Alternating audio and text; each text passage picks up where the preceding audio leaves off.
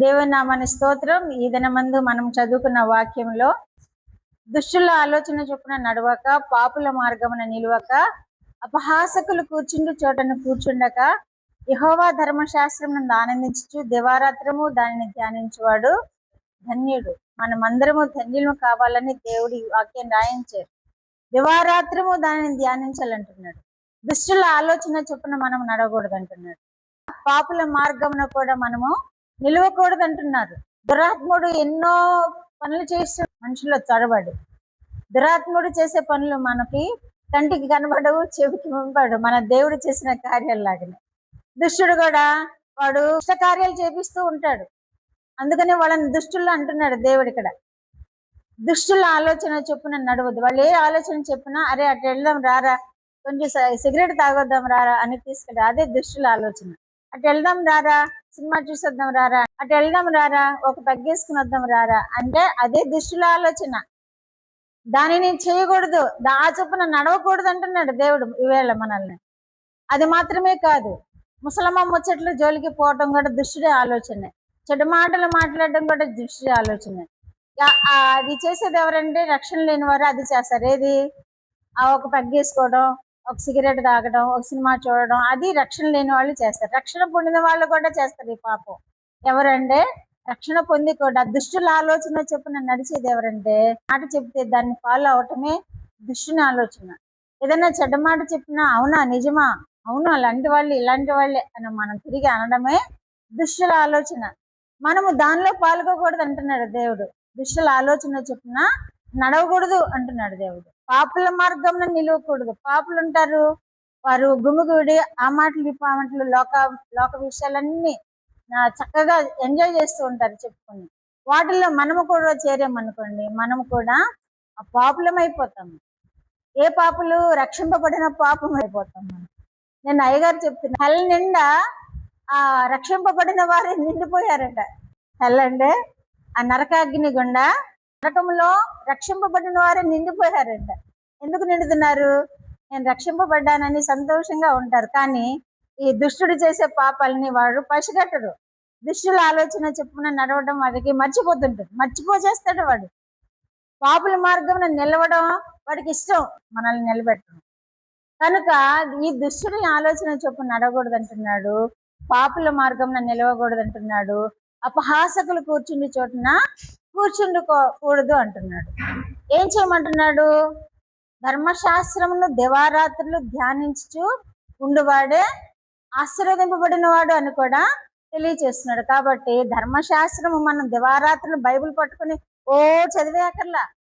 ఈవేళ ఈ వాక్యం చూసాం మనం. ఈ దినమంతా దీన్ని ధ్యానిస్తూ ఉంటే దేవుడు దీని వినియోగానికి చర్యలకు దూరం ఉంచుతాడు.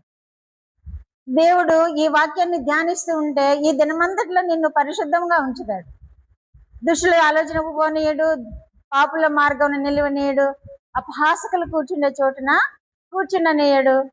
ఇవన్నీ మనకు కంటికి కనబడని పాపాలు. కంటికి కనబడే పాపాలు వాళ్ళు చేస్తే, రక్షింపబడిన వారు చేస్తే, కంటికి కనబడని పాపాలు రక్షింపబడిన వారు చేసే పాపాలు. వీటికి దూరంగా ఉండినప్పుడు దేవుడు మనల్ని ఆశీర్వదిస్తాడు. ఎలా ఆశీర్వదిస్తాడు చూద్దాము. 91వ కీర్తనలో, అతడు నన్ను ప్రేమించుచున్నాడు గనుక నేను అతన్ని తప్పించేదను. అతడు నా నామము నెరిగిన వాడు గనుక నేను అతన్ని ఘనపరిచేదను. అతడు నన్ను ప్రేమించుచున్నాడు. ఎవరు? దుష్టుల ఆలోచన చొప్పున నడవక, పాపుల మార్గం నిలువక, అపహాసకులు కూర్చుండే చోటు కూర్చుండక ఉండేవాడే. అతడు నన్ను ప్రేమించుచున్నాడు గనుక నేను అతన్ని తప్పించేదను. కనుక మనం ఎలా ఉండాలి? దేవునినే ధ్యానిస్తూ దివారాత్రము దేవుణ్ణి ధ్యానిస్తూ ఉండినప్పుడు మనల్ని ఈ బాధల నుండి తప్పిస్తాడు దేవుడు, ఈ శాపాల నుండి తప్పిస్తాడు దేవుడు, ఈ ప్రమాదాల నుండి. నేను అతన్ని తప్పించేదను. అతడు నన్ను ప్రేమించుచున్నాడు. ఎవరు ప్రేమించేది? ఎవరు? దేవుణ్ణి. దేవరాత్రులు దేవుణ్ణి ధ్యానం చేసేవారే ఆయనని ప్రేమించేవారు. ఆయన అంటే వాక్యమే కదా. ఆయన అంటే నేనే వాక్యమును సత్యమును జీవమునై ఉన్నానని యేసయ్య చెప్పారు కదా. ఈ వాక్యమును ధ్యానించడమే ఆయనను ప్రేమించడం. వారు నన్ను ప్రేమిస్తున్నారు కనుక నేను వారిని తప్పించదను అంటున్నాడు దేవుడు. నా నామము నెరిగిన వాడు కనుక నేను అతన్ని ఘనపరిచేదను. నా నామము నెరిగాడు ఆయన. ఎవరు? మనములో ఎవరైతే ధ్యానిస్తారో వాక్యాన్ని దివారాత్రులు ధ్యానిస్తారో ఆయనను ఎరిగిన వారముగా ఉంటాం మనం. నా నామము నెరిగిన వాడు కనుక నేను అతన్ని ఘనపరిచేదని అంటే ఏ ఘనత అది? ఈ లోకంలో మనల్ని అందరికంటే హెచ్చింపజేస్తాడు. ఏం చేస్తాడు దేవుడు? అందరికంటే ఉన్నతమైన స్థితిలో నిలబెడతాడు. అందరికంటే మనల్ని ఉన్నతమైన స్థితిలో ఘనపరచడం అంటే అది ఉన్నతమైన స్థితిలో నిలబెడతాడు. మన కొరకు వేదికలను సిద్ధపరుస్తాడు దేవుడు, అదే ఘనపరచడం అంటే. మన కొరకు సన్మానాలను సిద్ధపరుస్తాడు దేవుడు, అదే ఘనపరచడం అంటే. మన కొరకు అందరూ పొగడే విధముగా good morning sir, good morning madam అనేటట్టు మనల్ని ఉంచుతాడు, అదే ఘనపరచడం. అర్థమైందా? ఇది ఎప్పుడు జరుగుతుంది? ఈ ఘనత ఎప్పుడు జరుగుతుంది? దుష్టుల ఆలోచన చొప్పున నడవక, పాపుల మార్గంలో నిలవక, అపహాసకులు కూర్చుండు చోటన కూర్చుండక, దివారాత్రులు ఆయనను ధ్యానించే వారికి ఈ ఘనత వస్తుంది. అతడు నన్ను ప్రేమించుచున్నాడు గనుక నేను అతన్ని ఘనపరచుదను. అతడు నా నామము నెరిగిన వాడు కనుక నేను అతన్ని తప్పించేదను, ఘనపరిచేదను అని. అతడు నన్ను ప్రేమిస్తున్నాడు కనుక నేను అతన్ని తప్పించేదను, అతను నా నామం నెరిగిన వాడు కనుక నేను అతన్ని ఘనపరిచేదను అని దేవుడు వాక్యంలో తెలియదు. దేవుడే తప్పించాలి, మన వల్ల ఏమీ కాదు. మనం ఎంత తప్పించుకున్నామన్నా తప్పించుకోలేము. అతడు నన్ను ప్రేమించుచున్నాడు కనుక నేను అతన్ని తప్పించేదను. ఎంతకంటే భాగ్యం ఏం కావాలి మనకి? ఈ లోకంలో జై జీవితం జీవించటం కంటే ఆ జై జీవితం ఎవరి ద్వారా వస్తుంది? మన యేసు క్రీస్తుని మనము కలిగి ఉండడం, మన యేసు క్రీస్తుని మనం ప్రేమించడం ద్వారానే మనము వాటన్నిటి నుండి తప్పించబడగలుగుతాము, ఘనపరచబడగలుగుతాము. అతడు మొరపెట్టగా నేను అతనికి ఉత్తరం ఇచ్చేదను. మొరపెడతారు, అందరూ మొరపెడతారు, కానీ ఎవరికి ఉత్తరం ఇస్తాడు దేవుడు? ఆయనను ప్రేమించే వారికే ఉత్తరం ఇస్తాడు, ఆయనను ఎరిగిన వారికే ఉత్తరం ఇస్తాడు దేవుడు. అందరికీ ఉత్తరం ఇయ్యడు. అతడు నా మొరపెట్టగా నేను అతనికి ఉత్తరం ఇచ్చి. మనం అందరం బాగా మొరపెడుతూ ఉంటాం, అందరం బాగా మొరపెడతాం. కొన్ని జరుగుతున్నాయి, కొన్ని జరగకపోవచ్చు. ఎందుకని?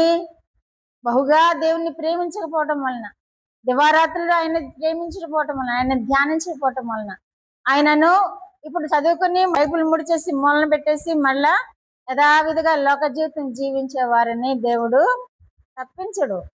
ధ్యానించాలి, ఈ వాక్యం దివారాత్రులు ధ్యానించాలి. ఈవేళ చిన్న వాక్యం నేర్చుకున్నావు, రోజంతా ఆ వాక్యాన్ని మనసులో ధ్యానిస్తూ ఉండాలి.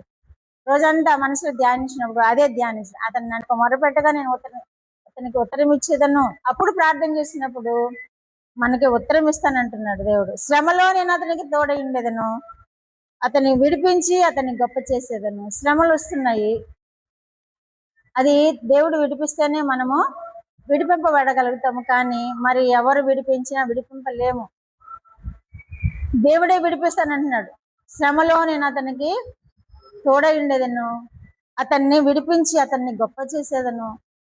దీర్ఘాయువు చేత అతన్ని తృప్తిపరిచేదను, నా రక్షణ అతనికి చూపించను. మనకి దీర్ఘాయువు కావాలని అందరు ఇష్టపడతారు. దీర్ఘాయువు అందరికీ ఇష్టమే, ఎవరికి మధ్యలో చచ్చిపోవాలని ఇష్టం ఉండదు. ఎవరికి ఇస్తానంటున్నాడు దీర్ఘాయువు? ఆయన వాక్యాన్ని దివారాత్రులు ధ్యానించే వారికి, ఆయనను ప్రేమించే వారికి, ఆయనను నిత్యము స్తుతిస్తూ ధ్యానిస్తూ ఉండే వాళ్ళకి దీర్ఘాయువుని ఇస్తానంటున్నాడు. ఆ దీర్ఘాయువు మనం పొందుకోవాలి అంటే ఆయనను ధ్యానించాలి, ఆయనను ప్రేమించాలి, ఆయనను స్తుతించాలి. ఆ దీర్ఘాయువు మనకు కావాలి అంటే ఈ ప్రమాదాలు, ఈ కరోనాలు గిరానాలు అన్ని మనల్ని ఏమీ చేయకుండా ఉండాలి అంటే మనం ఏం చేయాలి? అతడు నన్ను ప్రేమించుచున్నాడు గనుక దేవుణ్ణి ప్రేమిస్తూ ఉండాలి, దేవుణ్ణి ధ్యానిస్తూ ఉండాలి, దేవుణ్ణి ఆరాధిస్తూ ఉండాలి, ప్రార్థన చేస్తూ ఉండాలి. అతనికి దీర్ఘాయువు ఇస్తాడు. ఈ కరోనాని తప్పించబడాలంటే దేవుని బహుగా ప్రార్థన చేయండి, ధ్యానం చేయండి, ప్రార్థన చేయండి.